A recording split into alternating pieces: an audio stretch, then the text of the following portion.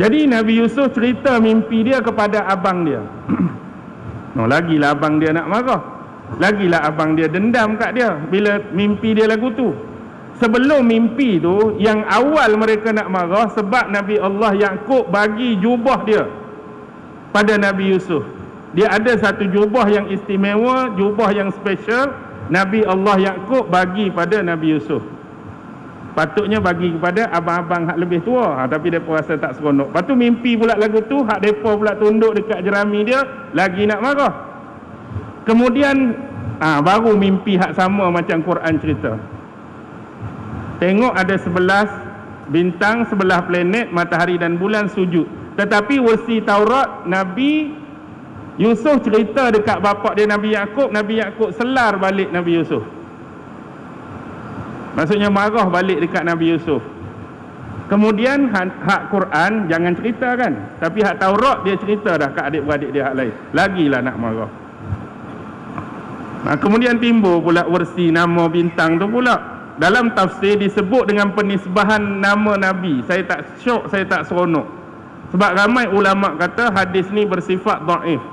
Ada yang nisbahkan ni hadis Nabi sebut nama-nama tu, tapi ulama kata dhaif. Tapi kita sebutlah sebab versi, not absolute, bukan untuk jadi pegangan.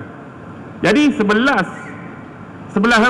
planet tu disebut nama-nama. Pertama Khartan, yang kedua Tariq, yang ketiga Zayyal, yang keempat Zulkanafat, yang kelima Qabis, yang keenam WhatsApp, bukan WhatsApp telefon, WhatsApp, waw baris atas sa, lepas huruf ta tu sa, alif, ada saddah, ba, WhatsApp. Lepas WhatsApp, yang ke-7 Amudan, yang ke-8 Failat, yang ke-9 Musabbih, yang ke-10 Ad-Daruh, yang ke-11 Zulfaraq. Dan untuk matahari diberi nama Diya, dan untuk bulan Nur. Cuma versi saja saya sebut, bukan untuk jadikan pegangan. Dalam tafsir ada disebut. Tengok Ibnu Katsir daripada Ibnu Jarir, mungkin dia ambil daripada tafsir At-Tabari. Okey, selepas mimpi tersebut, maka berlakulah kisah. Kalau dalam tafsir Quran, abang-abang dia ni minta dengan bapak nak bawa apa? Nak bawa adik pergi main-main lah kononnya.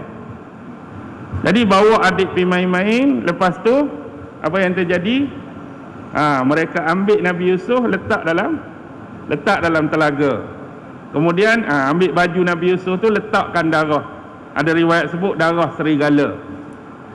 Dan tafsir Israiliyat sebut sampai tahap Nabi Yaqub ni pi tempat mereka bermain tu, seru, panggil semua serigala dan keturunan dia ada. Betulkah ada di antara kamu yang telah makan anakku? Seekor serigala pun tak mengaku. Depa serigala pun kena fitnah. Tapi itu Israiliyat lah nak abadnya. Kalau sebenarnya benda-benda macam ni kita nampak, oi pelik. Ada ke cerita macam ni? Bukan kata tak ada. Tuan-tuan tu baca ke tak tafsir ada tu? Bukan saya nak membenarkan kisah tu, saya nak abad. Riwayat-riwayat macam ni cukup banyak. Kita cerita atas dasar apa? Kejujuran dalam menukil. Benda tu ada, tapi kita tak jadikan dia muktamad dan absolut, bukan nak jadikan pengajaran sampai tahap tu. Jadi yakinlah dia bahawa abang-abang dia ni telah membohongi Nabi Yaqub. Yang adik dia ni tak tahu pergi ke mana. Sebab yang paling penting dalam tafsir menyebutkan baju tu tak terkoyak. Dia cuma lumur darah saja. Dia ambil darah, lumur balik baju yang elok. Jadi di situlah Nabi Yaqub dapat detect, dapat trace. Nampak tak logik? Seolah-olah terlampau cerdiknya serigala tu, sebelum nak makan, tanggal baju dulu. Tanggal baju, sebab tu baju tu elok. Makanlah Nabi Yusuf. Bila makan, ambil balik. Kenyang hari ni. Dan ni saya sendiri. Seolah nampak sangat. Nampak tak masuk akal sangat. Patutnya dah kena serigala terkoyak lah, apalah semua sekali. Akhirnya letak dalam apa? Letak dalam telaga. Kalau versi Taurat dia berbeza. Versi Taurat dan sejarah ni, asalnya abang mereka sedang mengembala. Nabi Yaqub suruh anak dia Nabi Yusuf pergi cari abang dia. Mereka mengembala di satu tempat nama Shechem. Sekhem nama tempat tu kalau ikut Taurat. Kemudian berjumpa dengan abang dia bukan di Sekhem, satu tempat nama Dotan. Di situlah abang dia ni cuba nak bunuh, tapi dihalang oleh abang yang sulung nama Raubin. Kata tak boleh, kita macam mana pun tetap adik-beradik kita, tak sampai tahap nak bunuh dia. Sebab tu mereka letak dalam telaga. Bila letak dalam telaga, mereka tak tinggal, mereka bersembunyi di sekitar telaga, nak tunggu tengok apa yang jadi. Batu dalam tafsir disebut, tempat batu dalam telaga tu disebut batu Raghufah. Nama batu tu Raghufah. Dia ada air sekitar dia, tapi batu tu dia timbul sikit. Jadi Nabi Yusuf duduk atas batu tu lah. Bila sampai, ni ikut riwayat mereka ni, sampai rombongan caravan Ismailiyah nak menuju ke Gilead. Jadi bila mereka hulurkan timba tu, Nabi Yusuf bergantung kat timba tu, tengok ada budak. Bila dapat Nabi Yusuf tu, barulah adik-beradik hak bersembunyi ni keluar nak buat cerita. Nak buat cerita apa? Duk kat sini rupanya. Sebenarnya orang ni adalah hamba kami. Dia dakwa Nabi Yusuf tu hamba dia. Sebenarnya dia nak jual, nak ambil duit daripada geng tu. Hamba kamu. Ni kami duk cari 2-3 hari dah. Rupanya dia duk dalam telaga ni. Tapi kalau kamu nak beli, kami sangguplah jual. Tu poin dia. Lalu dijual lah dengan harga 20 shekel. 20 shekel tu tahulah RM kita berapa hari ni. Shekel tu dalam bentuk duit perak. Jadi bila berlaku jual beli, maka Nabi Yusuf dibawa ke Mesir. Bila di Mesir dijual pula kepada siapa? Potifar, bapa angkat dia tu lah. Dikaitkan dengan cerita Zulaikha tu lah. Potifar tu suami kepada Zulaikha, kononnya lah. Jadi bila tak lama Nabi Yusuf di situ, akhirnya terfitnah kan. Terfitnah, kata menggoda isteri tuan dia, maka dia dipenjara di raja. Duk di situ, lama kelamaan duk 2-3 hari, masuk pula 2 orang. Satu tu ketua hamba di raja dengan pembuat roti di raja. Jadi mereka duk menyembang-nyembang. Akhirnya ringkas cerita sama lebih kurang macam Quran. 2 orang ni bermimpi kan. Bermimpi. Hak mula-mula mimpi lagu mana? Hak hamba di raja tu, ketua hamba di raja. Dia bermimpi, dalam mimpi dia melihat pokok anggur bertangkai 3. Beranting 3, tangkai dah. Beranting 3. Dan ranting tu asalnya berbunga indah. Lama kelamaan jadi buah yang ranum. Jadi kemudian dalam mimpi tu dia dapat lihat dia sedang pegang gelas Fir'aun. Jadi dia ambil anggur tu, dia perah, dia ambil anggur, dia perah, nak bagi dekat Fir'aun. Mimpi dia lagu tu.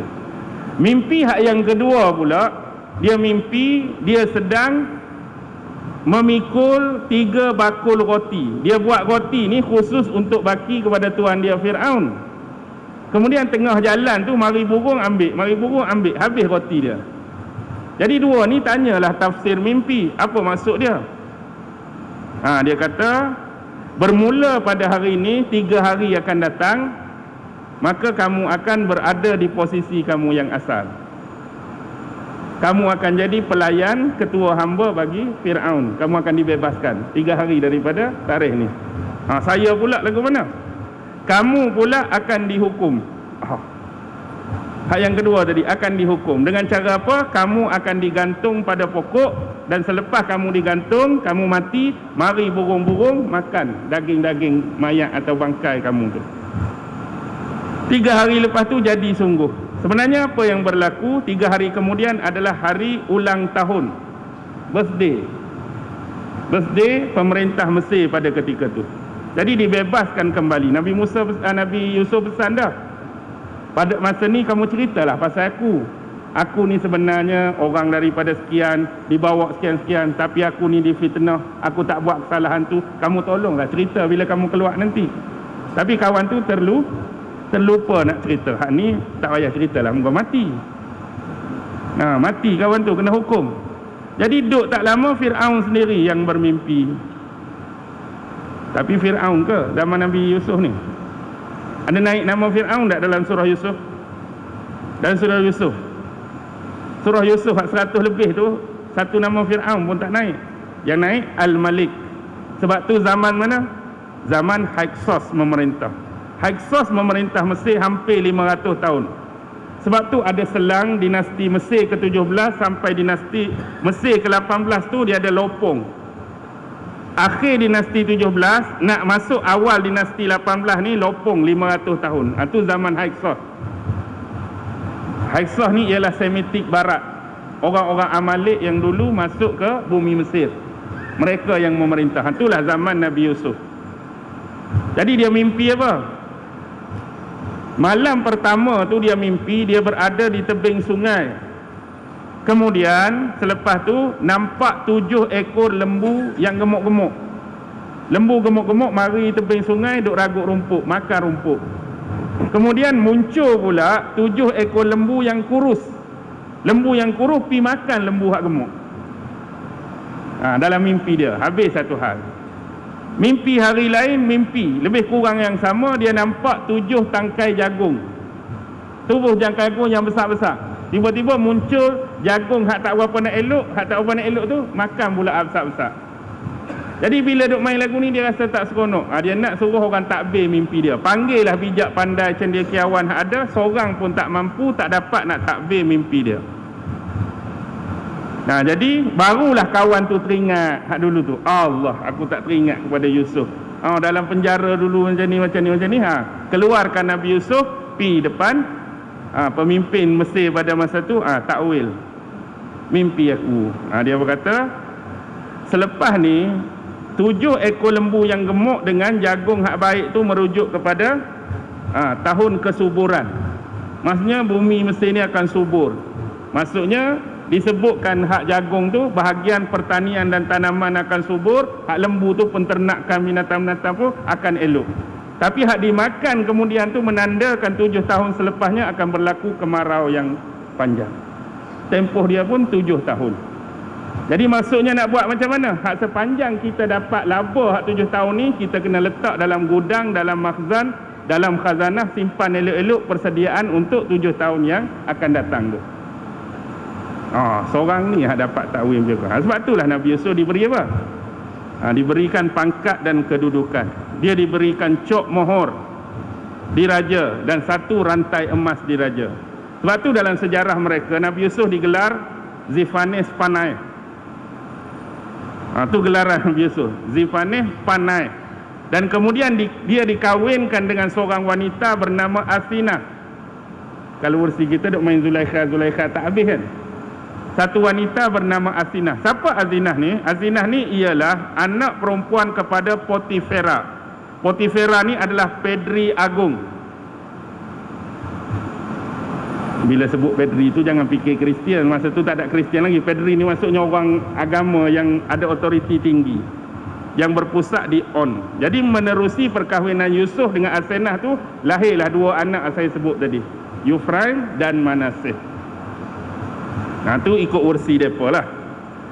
Kalau versi ni Nabi Yusuf, apa yang berlaku 7 tahun kemarau tu, dia bukan setakat berlaku di bumi Mesir, tapi memberi kesan kepada wilayah-wilayah sekitarnya, termasuk Kan'an ataupun Palestin.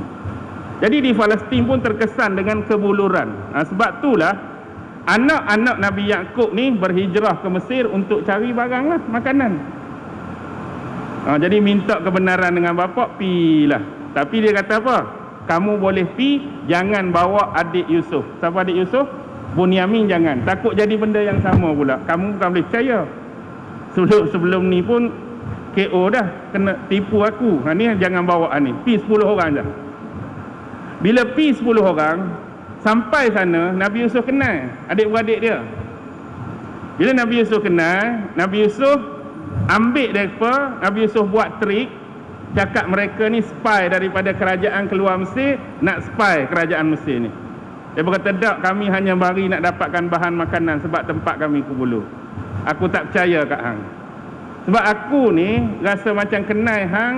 Hang ni ialah anak kepada seorang lelaki tua yang mempunyai 12 anak. Dia cerita hak keluarga dia dah.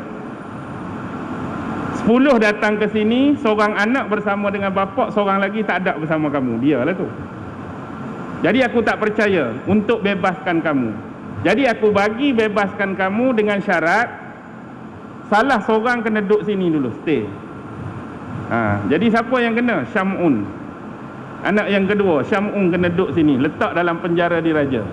Jadi sebelum balik tu, walaupun mereka dah bayar sebenarnya, Nabi Yusuf minta pekerja dia isi balik duit dalam kantung mereka sekali dengan guni gandum dan jagung.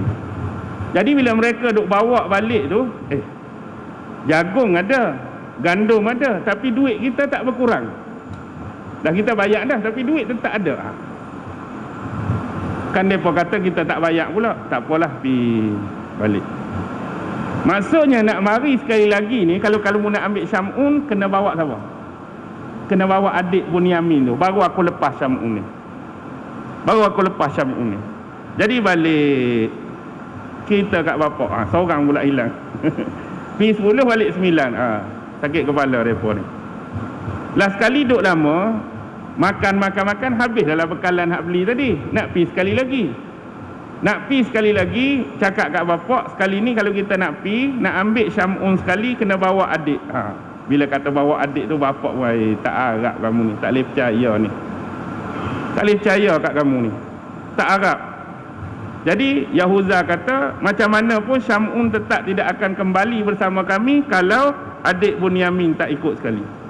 Jadi disebabkan bapak bertegah macam tu, maka saya terlupa antara Robin dengan Syam'un, dia sanggup tinggalkan 2 anak dia. Ambillah 2 orang anak saya ni bersama bapak. Sekiranya kami pi ni, Bunyamin tak balik-balik, ikut bapak lah. Nak buat apa kat anak saya 2 orang tu? Maksudnya nak bagi jaminan, nak bagi garanti kami ni tak menipu. Sanggup salah seorang tu tinggal anak dia. Kalau kami balik tak bawa Bunyamin, ikut bapak lah. Nak buat apa kat cucu bapak tu? Anak saya 2 orang. Bapak nak hukum macam mana pun. Jadi rasa anak tu bagi jaminan, lepaslah dengan berat hati. Bila lepas dengan berat hati, dia jamulah macam-macam. Barulah lepas tu dia cerita sebenar dia ni siapa. Mereka takut Yusuf balas dendam. Tak. Kamu baliklah, bawa sekali baju dulu, letak. Sebab masa tu Nabi Yaqub dah buta kerana asyik banyak menangis. Letak baju tu. Ni ada bau Yusuf masih hidup. Yusuf besar, suruh bawa bapak, suruh bawa mak, suruh bawa keluarga Bani Israel, anak buah Bani Israel berpindah, berhijrah. Dalam Taurat disebut disediakan bumi Goshen, Goshen. Inilah berlaku penghijrahan besar-besaran Bani Israel daripada bumi Palestin ke bumi Mesir. Duduk dah di sana. Jadi bila duduk di sana, Nabi Allah Yusuf menyambut keluarga dia. Jadi dia letakkan bapak dengan mak dia di singgah sana.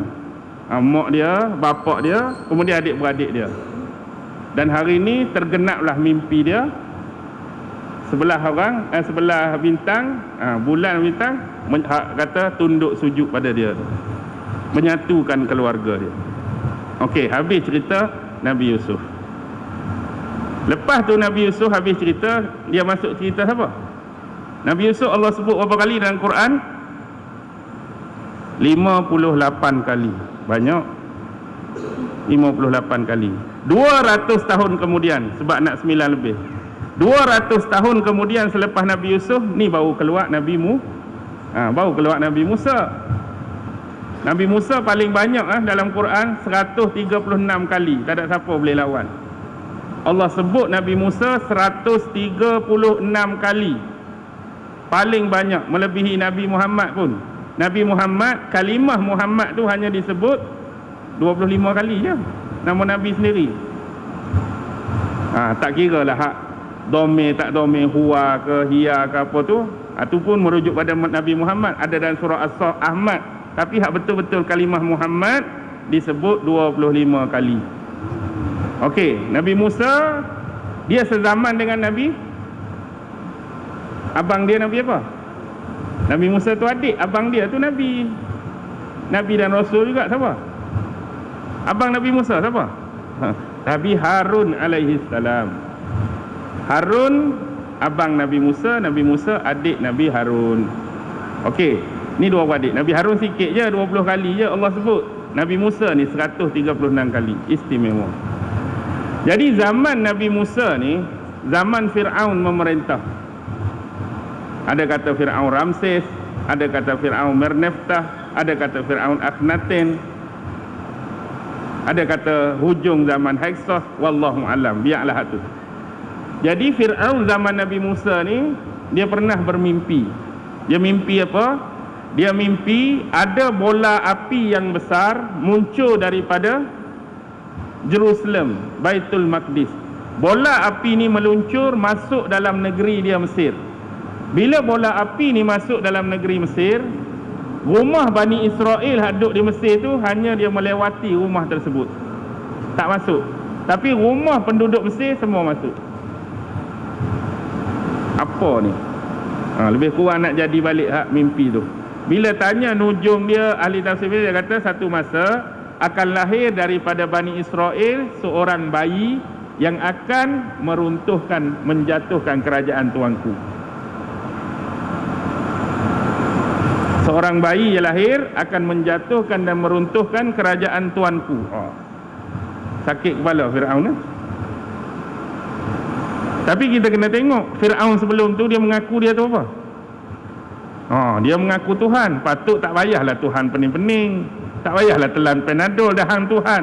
Ni mimpi tu sikit orang cerita ada kerajaan jatuh. Sakit kepala Fir'aun pun. Tuhan kok mana? Pengakuan, claiming saja kan. Bukan Tuhan pun. Baik.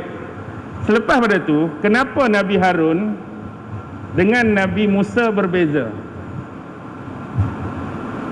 Zaman Nabi Harun kenapa tidak berlaku pembunuhan beramai-ramai bayi Bani Israel? Zaman Nabi Musa tu berlaku pembunuhan Bani Israel. Sebab melalui mimpi tersebut, sebelum tu mereka dah bunuh ramai bayi Bani Israel. Akhirnya mereka berkumpul bincang balik, apa nak jadi ni? Maksudnya mereka fikir macam ni, selama ni yang jadi kuli, yang jadi buruh, yang jadi pekerja dalam negara kita, negeri kita ni Bani Israel. Kalaulah yang sekarang umur 50, umur 60 lah ni hadut bekerja, satu masa mereka akan umur berapa? 70, 80. Maksudnya makin tua, makin tak larat, makin tak mampu. Generasi hak baru nak hidup, hak baru nak naik, nak ganti hak lama, beranak bunuh, beranak bunuh, beranak bunuh. Sat lagi nanti siapa nak? Hak duk ada dah makin tua. Lepas tu hak muda hak baru nak ni, kita duk kutip bunuh. Siapa nanti nak jadi kutip? Betul juga. Bila betul tu mereka buat silang. Maksudnya tahun ni kalau tak bunuh, tahun depan bunuh. Tahun ni tak bunuh, tahun depan bunuh. Nak bagi ada. Jadi kebetulan lahirnya abangnya Nabi Harun tahun tanpa pembunuhan dan pembantaian Bani Israel. Zaman lahir Nabi Musa berlaku tu. Itulah sebab mak dia ni hanyutkan dia dalam sebuah kotak. Kotak hanyut pergi ke istana Fir'aun. Lalu ditemui oleh Dayang Asyah. Asyah binti Muzahim, isteri Fir'aun. Ambil buat anak angkat sebab dia tak ada anak. Sebab dia tak ada anak. Panjanglah, ada banyak versi lah. Sebab kata Fir'aun ni tak pernah sentuh Asyah pun. Fir'aun ni tak pernah sentuh Asyah. Maksudnya Allah jaga Asyah daripada disentuh oleh Fir'aun. Sebab tu tak dapat anak, bukan sebab mando dan sebagainya. Ringkas cerita, tempat yang paling ditakuti oleh ibu Nabi Musa mana? Tempat Fir'aun tu lah tempat yang paling takut. Tapi perancangan Allah lebih tinggi daripada itu. Allah nak Nabi Musa membesar tempat yang ibu dia paling takut tu. Membesar dalam istana Fir'aun, makan dan minum dengan makanan dan minuman Fir'aun, memakai pakaian Fir'aun, mendapat pelajaran daripada istana Fir'aun. Semua tempat yang ibu dia takut. Tapi Allah letak dia membesar di situ. Ringkas cerita, berlaku kesilapfahaman, berlaku pergaduhan bangsa Kipti keturunan Fir'aun tu dengan Bani Israel. Bergaduh. Jadi Nabi Musa tengok, Nabi Musa nak pergi leraikan pergaduhan tu. Jadi bila duk bergaduh tu, dia nak lebih kepada siapa? Nak lebih kepada bangsa dia lah, Bani Israel. Akhirnya Nabi Musa tertumbuk. Sekali tumbuk, padam kawan tu, mati. Tak sengaja lah. Bila mati, hanya kawan ni 2 orang tahu. Jangan bagi tahu siapa. Jangan bagi tahu sesiapa. Jadi senyap orang duk cari, tak jumpa lah siapa. Esok tu dia kawan tu buat hal lagi. Hak dia tolong semalam tu buat hal lagi. Bila buat hal lagi, dia jadi bergaduh mulut dengan Nabi Musa sampai tersebut. Takkan hang nak pukul aku sampai mati macam hang pukul kau? Bila terlepas kata tu, orang lain dengar habis. Hak kali kedua esok tu takkan hang pun nak pukul aku macam hang pukul hak semalam. Tu keluar perkataan tu pecah. Jadi ada seorang menasihati dia supaya menuju ke Madian. Tu yang Nabi Musa pergi ke Madian. Bertemu pula dengan 2 orang wanita yang masa tu tengah buat apa? Ambil air, cebok air nak bagi ternakan mereka minum. Mereka tengok duk tunggu bawah pokok. Nabi Musa tanya, pasal apa kaum wanita duk tunggu bawah pokok? Kami ni kaum yang lemah, kena tunggu geng lelaki dulu. Tapi biasanya hak geng lelaki yang awal tu air molek lagi, air jernih lagi. Tapi tinggal hak kami nanti air hak keruh-keruh dah lah. Sebab nak tolong, Nabi Musa pun pergi. Orang lain pun buka jalan tengok kawan ni tegak ke. Tolong bagi. Balik awal. Bila balik awal, bapak pula pelik. Selalu kita kata balik bukan jam macam ni, bukan time macam ni. Pasal apa balik awal? Tadi ada seorang lelaki bantu kami. Selepas dia bantu, dia ada berdoa, dia ucap macam ni. Jemput lelaki tu mai. Lalu dijemput lah. Tu siapa tu? Ada kata tu Nabi Syuaib, ada kata tu nama dia Syuaib tapi bukan Nabi Syuaib yang lain. Wallahu alam lah. Kahwinkan dengan salah seorang anak Syuaib tu yang diberi nama Safura. Diberi nama Safura. Lepas beranak lebih kurang, kena kembali semula ke Mesir.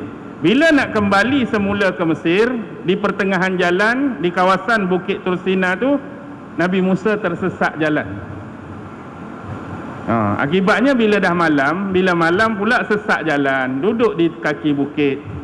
Akhirnya Nabi Musa nampak apa? Punca api, macam ada nyalaan api atas bukit. Jadi dia kata, tunggu di sinilah kat isteri dia. Abang pergi cari api tu. Kalau punca tu ada, nanti bila boleh bawa balik, kita boleh nyalakan api tu. Sekurang-kurangnya dapat bagi pencerahan pada kita dan dapat menghilangkan rasa sejuk. Nanti tunggu sini. Jadi Nabi Musa pun pergilah ikut punca api tu. Tapi apa yang berlaku? Dalam tafsir menyebut macam mana? Api tu bila ikut dia lagi jauh, macam dia bergerak. Tapi bila kita kona balik, dia ikut kita pula. Pusing balik, dia pergi balik pula. Kalau kita seorang-seorang lagu tu atas bukit, nak kata apa? Ikut dia pergi. Ikut dia pergi. Kita patah balik, dia ikut kita. Ni setan ni hantu lah kita ni, iblis ke apa. Jadi api itulah akhirnya sampai di satu lembah yang disebut Muqaddasi Tua. Lembah suci yang bernama Tua. Di sinilah Allah berbicara dengan Nabi Musa buat pertama kali. Ikhlak nak like, tanggalkan kedua selipar kamu. Sekarang kamu berada di lembah suci. Lepas tu Allah tanya, apa yang berada di tangan kanan kamu? Ini tongkat aku.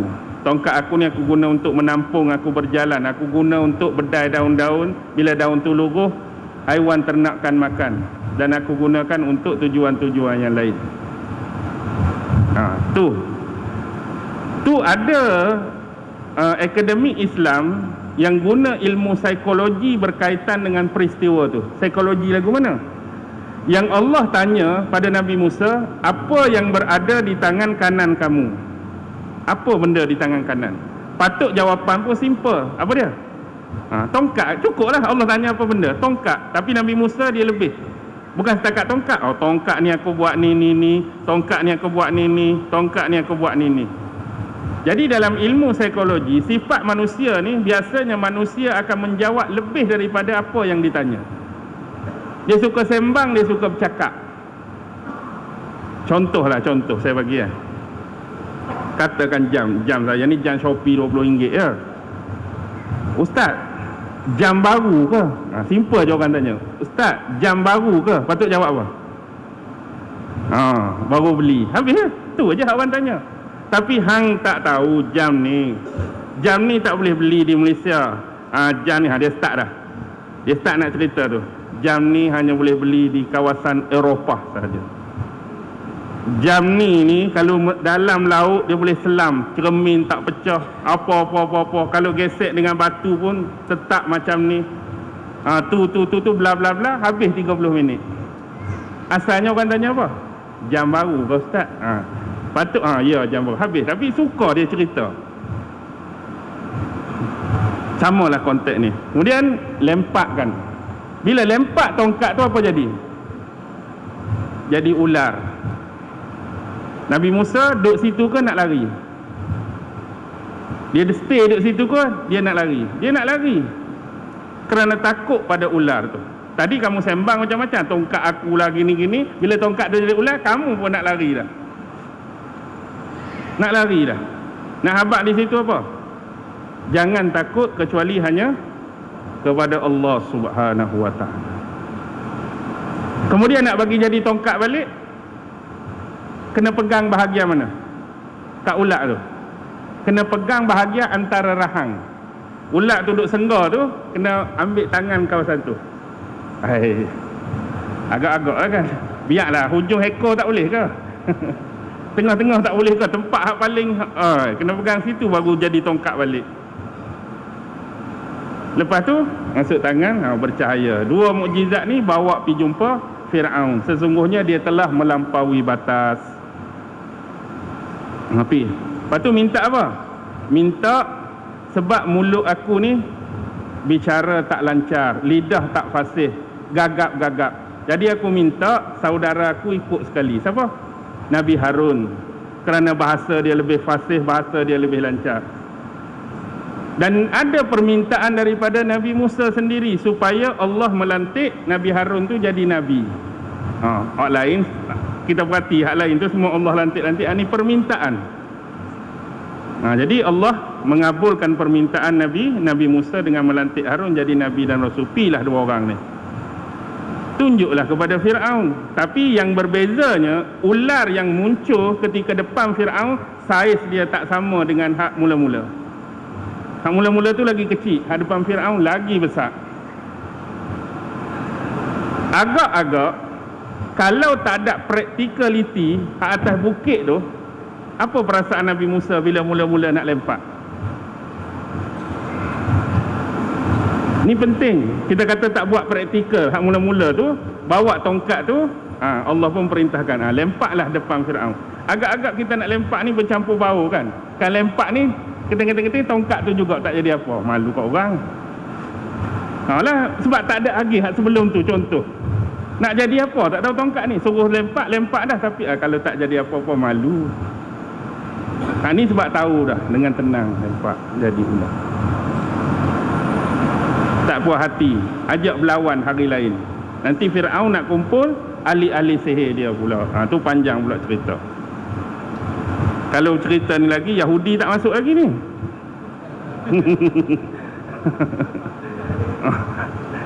Okey, ringkaskan cerita. Nak bagi keluar Yahudi ni. Jadi zaman Firaun tu kita cerita dah tadi. Apa dia? Menyeberangi Laut Merah kan. Firaun mati dah dengan tentera dia.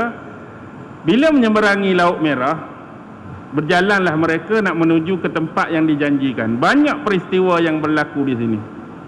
Antaranya ialah bila Nabi Musa dipanggil menghadap Allah di atas bukit Tursina, tinggal Bani Israel dekat Nabi Harun. Bawah tu ada siapa? Samiri. Samiri buat apa? Samiri buat apa? Samiri buat patung anak lembu daripada emas. Kemudian dia buatlah bagi bunyi suara macam mana. Inilah Tuhan yang sebenar, yang layaknya disembah. Musa cari Tuhan di atas bukit, dia tak akan jumpa Tuhan dia. Dia terlupa yang Tuhan dia duduk bawah ni. Kepakaran dia manipulit Bani Israel, sehingga kan sebahagiannya pergi sembah patung lembu dengan menganggap ni adalah Tuhan yang sebenar. Turun Nabi Musa, tengok benda ni marah. Kemuncak kemarahan Nabi Musa, Quran pun sebut sampai dia tarik rambut Nabi Harun, tarik janggut Nabi Harun. Nak marah pasal apa? Terlepas benda ni. Sampai jadi tahap macam ni. Tuan-tuan tak rasa pelik ke? Apa yang berlaku tetap berlaku. Tapi kalau kita fikir sekejap, Nabi Musa duk hidup lagi ni, bukan kata tinggal hak Nabi Musa dah wafat.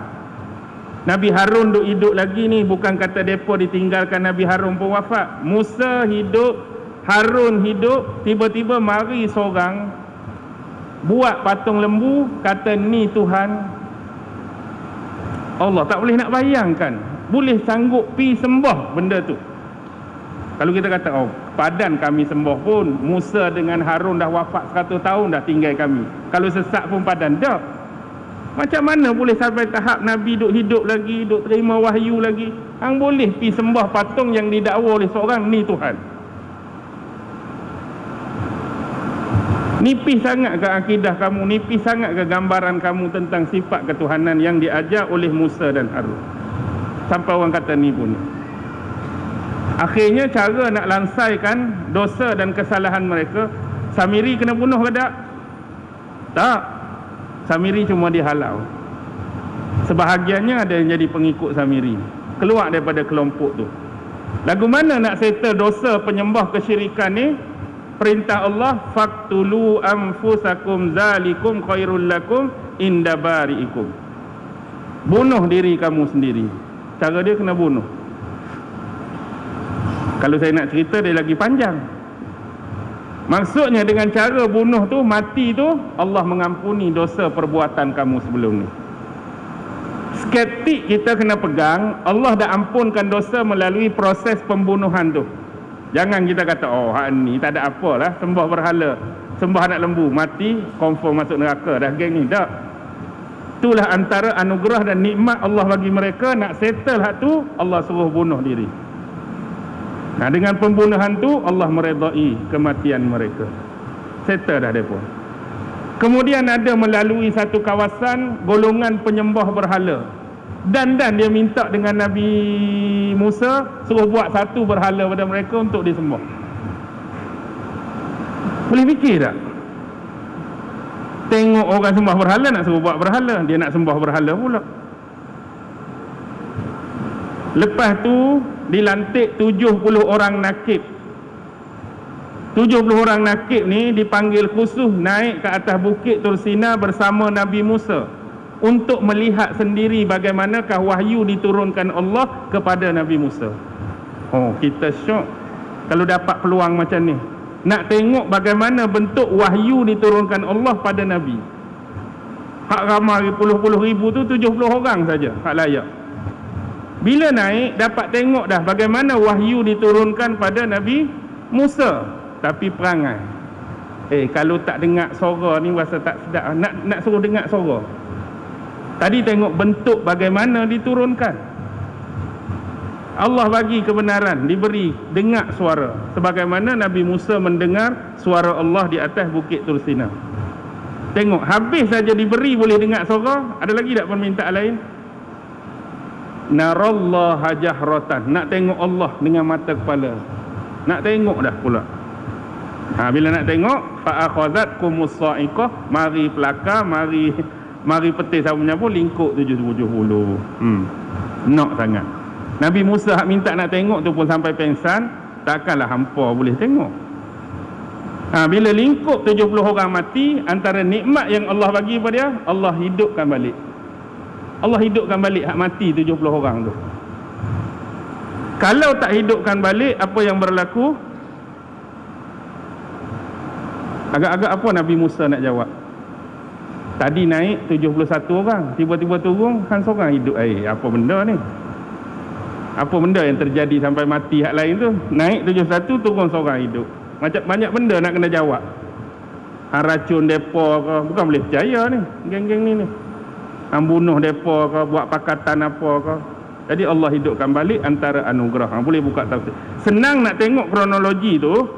Buka surah Baqarah, bermula ayat 49 sampai ayat 61. 49 Baqarah sampai 61 tu adalah kronologi 10 benda Allah bagi. 8 bentuk anugerah dan nikmat, 2 bentuk hukuman. 2 bentuk hukuman. Macam-macam lah. Allah bagi manna wa salwa. Allah bagi Nabi Musa pukul apa? pukul batu, famfajarat min husnata asyrata aina, terpancar 12 mata air. Awan yang menaungi mereka, rasa tenteram, rasa sejuk, rasa nyaman, padahal berjalan tengah padang pasir, tapi Allah nak bagi mereka teduh. Banyak nikmat. Dua bentuk hukuman. Tengok ayat 58-59 surah Baqarah. Wa idh qulna dukhulu hadhil qaryah fakulu minha haitsu syi'tum ragada wadkhulul baba sujada wa qulu hittatun naghfir lakum khatayakum wa sanazidul muhsinin. Bila kita baca kena tengok konteks timeline. Ni zaman siapa ni? Ni bukan zaman Nabi Musa ayat ni, bukan zaman Nabi Harun. Ni zaman Nabi Yusha' bin Nun. Siapa Nabi Yusha'? Orang hak teman Nabi Musa bawa ikan waktu nak pergi belajar dengan Nabi Khidir dulu. Kan nak pergi belajar dengan Nabi Khidir tu ada seorang pemuda yang tukang bawa ikan. Tu Nabi Yusha', cicit Nabi Yusuf. Yusha' bin Nun bin Yufraim, anak Yusuf yang nama Yufraim bin Yusuf. Jadi Nabi Yusha' bin Nun inilah yang mengambil dan menggalas tanggungjawab dan tugas bawa Bani Israel. Zaman mereka ni bukan orang-orang hak zaman Nabi Musa. Hak zaman Nabi Musa dulu sesat di padang teh berapa tahun tadi? 40 tahun. Dalam tempoh tersebut generasi-generasi hak bacul pengecut tadi dah banyak meninggal dunia. 40 tahun dah. Jadi hak lahir kemudian generasi baru dah, anak-anak mereka. Jadi anak-anak mereka ni lah di bawah pimpinan siapa? Nabi Yusha'. Nabi Harun mati di luar tanah yang dijanjikan. Nabi Musa pun mati di luar tanah yang dijanjikan. Tak ada masuk. Tengok kisah kematian Nabi Musa kan. Baca dalam hadis sahih. Asalnya Allah utuskan malaikat Israel. Ni dalam hadis hadis sahih. Turun jumpa dengan Nabi Musa. Cuma nak tanya, kamu ni nak mati mengikut waktu yang ditetapkan oleh Allah atau kamu nak minta umur kamu ditangguhkan, dipanjangkan lagi? Jadi marilah turun Israel nak tanya dua soalan tadi. Kamu nak mati ikut waktu yang Allah tetapkan, nak minta ditangguhkan? Jadi Nabi Musa ni serabut dengan siapa? Serabut dengan siapa? Dengan Bani Israel itulah. Lepas tu mari pula tanya soalan nak mati bila. Boleh faham tak situasi keadaan? Kita duk pejabat, bos duk maki tak berhenti, kawan-kawan duk sumpah seranah tak berhenti. Balik buka pintu, bini tanya, abang agak-agak abang nak mati bila? Makan penampak kan? Jadi apa yang berlaku? Nabi Musa tampak malaikat maut. Nabi Musa tampak Israel sehingga terkeluar biji mata dia dalam rupa manusia lah. Nampak macam nak gelak ustaz, macam lucu ustaz. Buka hadis. Akhirnya malaikat tu naik balik, cerita ke Allah, kamu ni hantar kepada aku orang yang nak mati ke orang yang tak mau mati? Jadi Allah memperelokkan kembali mata malaikat. Turun sekali lagi tanya dia, pi tanya sekali lagi. Maksudnya kalau nak mati ikut waktu yang Allah tetapkan, macam biasalah. Kalau nak tangguh, cari seekor lembu, duduk bahagian belakang lembu, lekapkan telapak tangan kamu pada bahagian punggung lembu tu. Okey, kita kata ni kulit lembu, tangan 5 ni lekapkan bahagian punggung. Mana-mana bulu yang terkena pada satu tapak tangan ni, kiraan satu bulu tangguh 1 tahun. Agak-agak 5 tapak tangan ni berapa ribu bulu agak-agak. Banyak. Kalau nak minta tangguh, itulah 1 bulu 1 tahun. Tapi Nabi Musa pilih yang mana? Yang ditetapkan oleh Allah. Tu pun dia kata, sebab malu dengan perangai Bani Israel ni, aku nak mati di luar sempadan bumi yang dijanjikan sejauh lemparan batu. Maksudnya kita kata kalau ni sempadan, ni bumi yang dijanjikan, duduk atas sempadan, lempak batu sejauh lemparan. Kalau nak mati situ. Ni cerita ni Nabi sebut dekat sahabat. Nabi kata, kalaulah sekarang kita berada di tempat tu, aku akan tunjukkan kepada kamu di manakah makam Nabi Musa alaihissalam yang berpasir berwarna kemerah-merahan. Kalau Lani duduk kat sana tu, aku akan tunjuk.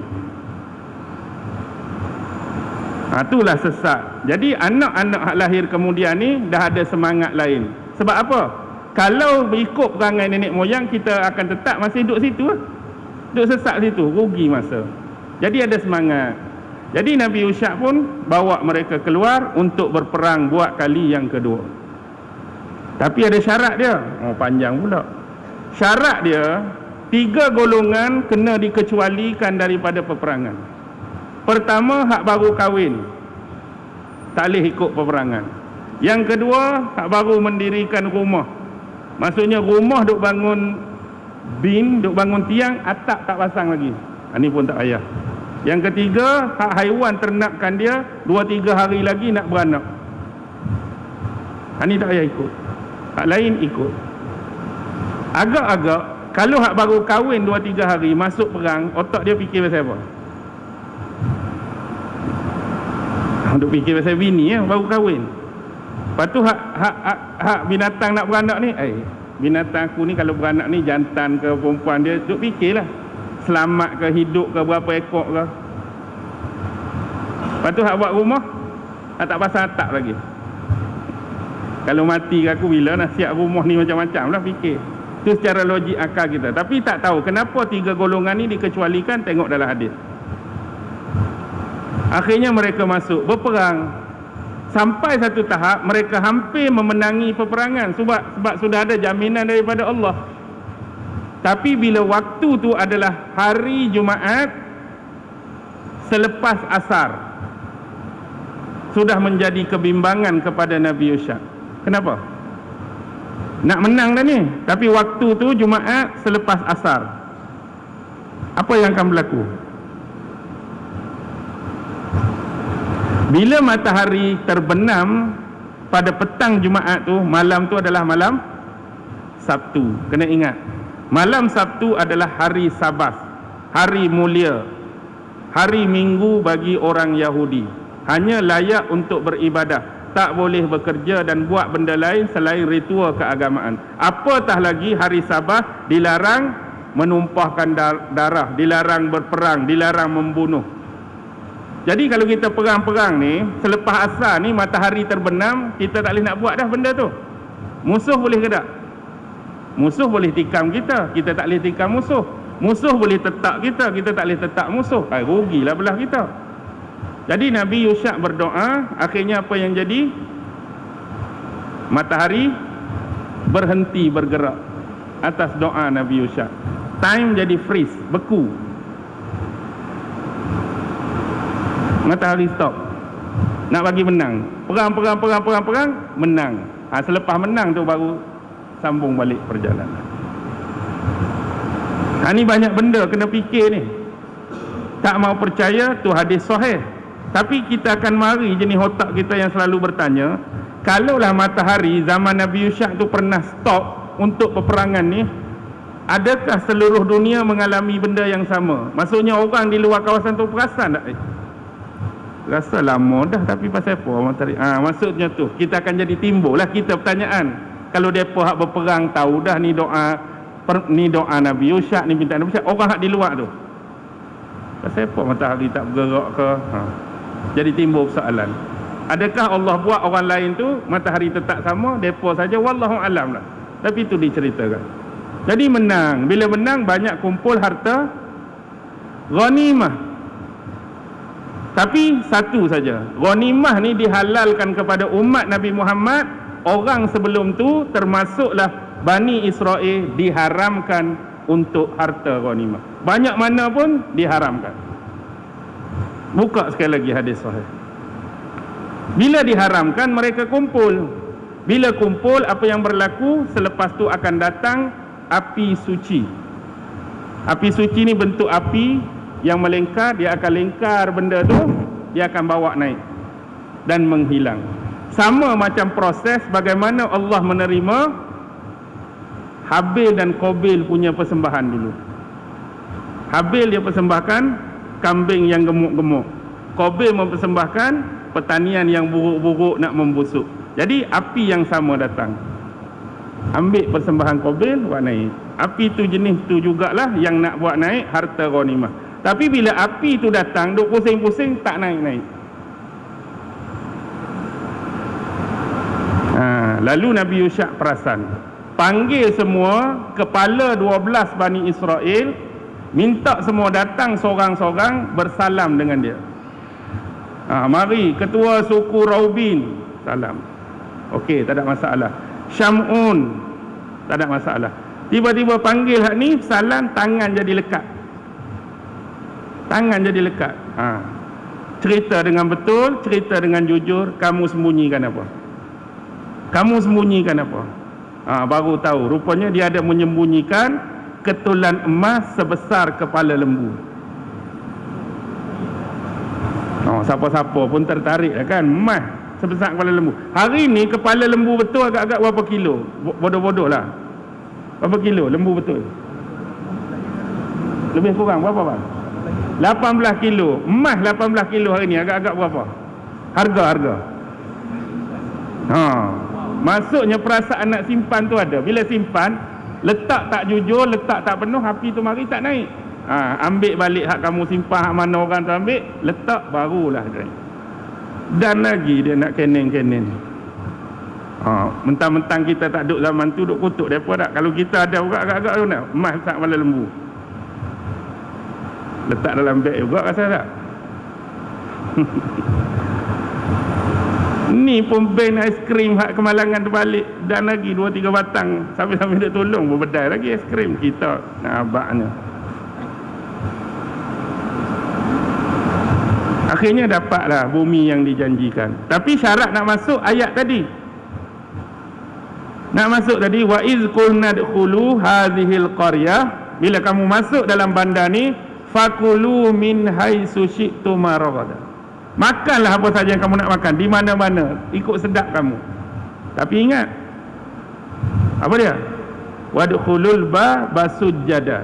Masuklah melalui pintu kota dia, pintu gerbang dia dalam keadaan sujud. Mudahkan perintah tu kan? Masuk bila kamu berjalan, sujud. Bukan sujud macam kita sujud semayang, tapi masuk sujud di sini dalam keadaan tunduk macam rukuk. Bila kamu berjalan, masuk pintu gerbang tu, tunduk.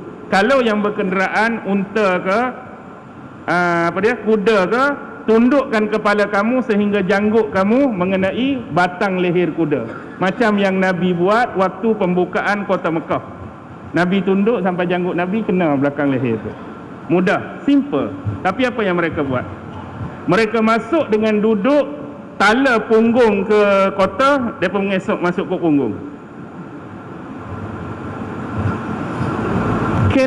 Tak tahulah, sengaja nak buat, nak suruh Tuhan marah, Tuhan muka. Benda simple. Kamu dah menang. Kamu dah menang. Tadi buat perangai, cuba curi-curi, tiba-tiba Allah naikkan, dah settle. Sekarang nak masuk dalam ibu kota dia, masuk dalam keadaan tunduk je. Tiba-tiba dia pergi letakkan punggung dia, tala punggung ke dalam, ngesok dengan punggung. Tuan-tuan rasa jenis otak lagu mana ni? Tak tahulah. Allah tak boleh nak fikir, macam sengaja kan, seolah macam sengaja nak suruh orang marah, kita kata. Orang nak suruh elok-elok dah. Kemudian sebut apa? Waqulu hittatun. Hittatun ni macam kalimah apa? Kalimah istighfar yang Allah bagi suruh mereka ucap. Kalau ucap benda tu, naghfir lakum khatayakum, kami akan ampunkan dosa-dosa kamu sebelum ni. Ucap je benda tu. Macam juga Nabi Adam. Nabi Adam dulu bila turun ke bumi, dia menyatakan penyesalan, menyatakan taubat, lalu Allah beri dia beberapa kalimah. Tahu tak kalimah penyesalan Nabi Adam? Tuan-tuan selalu baca, Rabbana zalamna anfusana wa illam taghfir lana wa tarhamna lanakunanna minal khasirin. Tu yang Allah bagi pada Nabi Adam. Hak ni pun ada khusus. Allah bagi pada mereka, kamu sebut tu, kami ampunkan dosa kami sebelum ni. Tapi dia pergi sebut hintah, bukan hittah, tambah nun. Hintah tu minta gandum. Orang buat istighfar nak minta ampun, dia nak minta gandum, nak minta makan. Tak tahulah tuan-tuan, psikologi orang macam ni nak kata apa.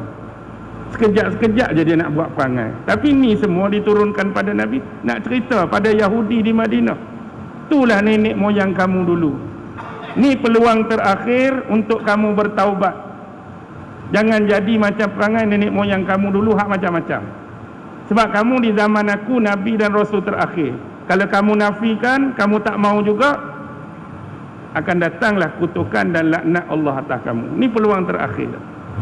Akhirnya apa yang Yahudi buat? Sama juga. Bila ada perjanjian, dia khianati perjanjian. Bahkan lebih jauh, cuba bunuh Nabi. Berapa kali cubaan bunuh Nabi? Kurang-kurang 3 hak kita tahu dalam sejarah. Pertama, dia ajak masuk dalam perkampungan dia. Dia nak tolak batu besar. Nabi duduk bawah dengan sahabat. Dia nak tolak batu besar, jatuh atas Nabi.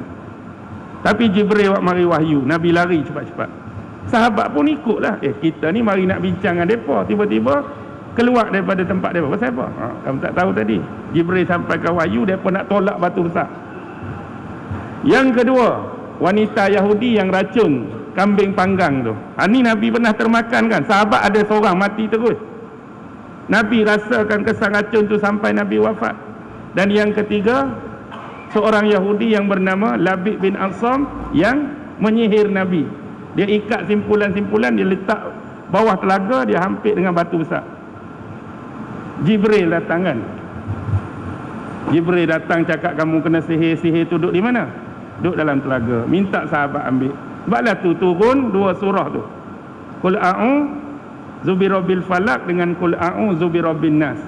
Qul a'udzu birabbin falaq ada 5 ayat, Qul a'udzu birabbin nas ada 6 ayat. Semua berapa ayat? 11 ayat. Sebab simpulan sihir tu ada 11 simpulan. Jadi bila dapat benda tu, Rasulullah minta sahabat ni setiap kali buka satu simpulan baca satu ayat. Contoh Qul a'udzu birabbil falaq. Buang min syarri ma khalaq sampai 11 simpulan. Kurang-kurang 3 ni nak bunuh Nabi. Itulah Yahudi. Saya pun penat dah. Lapak ni. Tapi jauh lagi ni. Lagu mana? Tahun depan pula boleh? Datang lagi. InsyaAllah kita datang lagi. Kita datang lagi. Ni tak masuk lagi. Zaman Nabi Daud dak lagi. Sulaiman dak lagi. Nanti Daud dengan Sulaiman, lepas tu baru nak muncul Yahudi tu. Ni pun dah tadi 9.30 janji. Nak pukul 10 dah padan lah. Okey, saya berhenti ya. Mudah-mudahan dapat sedikit manfaat, ada faedah bersama, terutama kepada diri saya yang berbicara dan seterusnya kepada tuan-tuan dan puan-puan. Walaupun kita ni bukan kesuntukan masa, tapi kalau boleh kita nak cerita tu nak suruh puas hati, biar kita faham step by step. Kalau kita nak skip, kita nak lompong memang boleh. Tapi takut kita tak puas hati dan kita tak jelas setiap perjalanan tu. Nanti kalau ada masa, diberikan umur panjang, kekuatan tubuh badan, sihat tubuh badan, kita akan sambung kembali bermula selepas Nabi Harun dan Nabi Musa pula. Iaitu zaman 12 para hakim. Lambat lagi nak pergi ke Nabi Daud tu. Lepas zaman Nabi Yusha ni, dia ada zaman 12 para hakim. Lepas 12 para hakim baru mari Nabi Samuel. Zaman Nabi Samuel barulah Jalut, hujung surah Baqarah, Jalut Goliath tu serang Bani Israel. Barulah penduduk Bani Israel minta bantuan Nabi Samuel, angkat seorang pemimpin, angkat seorang raja. Maka keluarlah kisah Saul. Siapa Saul? Saul dalam bahasa Inggeris, Saul dalam bahasa Taurat. Saul tu adalah Talut. Talut nak lawan Jalut. Nanti di bawah tentera Talut itulah ada seorang komander umur 19 tahun. Itu adalah King of David. Nabi Daud baru start keluar di situ. Nabi Daud lah yang bunuh Jalut tu. Kemudian Bani Israel di bawah pemerintahan Talut. Talut meninggal, barulah Nabi Daud ganti. Nabi Daud meninggal, baru naik Sulaiman. Sulaiman meninggal, barulah jadi hak kita cerita awal tadi, Israel Utara dengan Judah Selatan tu. Tu baru start di situ. Dia ada panjang lagi tu. Orang ni serang, orang ni serang, orang ni serang, sampai Nabi Isa. Sampai Nabi Isa pun tuan-tuan tak akan puas hati. Dia nak suruh sampai lah ni juga kan. Jadi kena ada berapa siri lagi?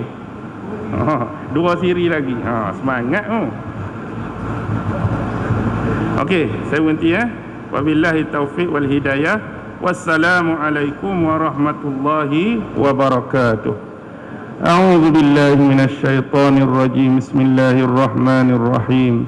Allahumma innaka ta'lam anna hadhil quluba qad ijtama'at ala mahabbatik waltaqat ala ta'atik wa tawahhadat ala da'watik wa ta'ahadat ala nusrati syari'atik fawasiqillahumma rabitataha wa adim wuddaha wahdiha subulaha wamla'ha binurika allazi la yakhbu washrah suduraha bifaidil imani bik wa jamili tawakkuli alaik wa ahyiha bima'rifatik wa amitha ala syahadati fi sabilik innaka ni'mal maula wa ni'mal nasir wa sallallahu ala sayyidina Muhammad wa ala alihi wa sahbihi wa sallim walhamdulillahi rabbil alamin wallahu akbar.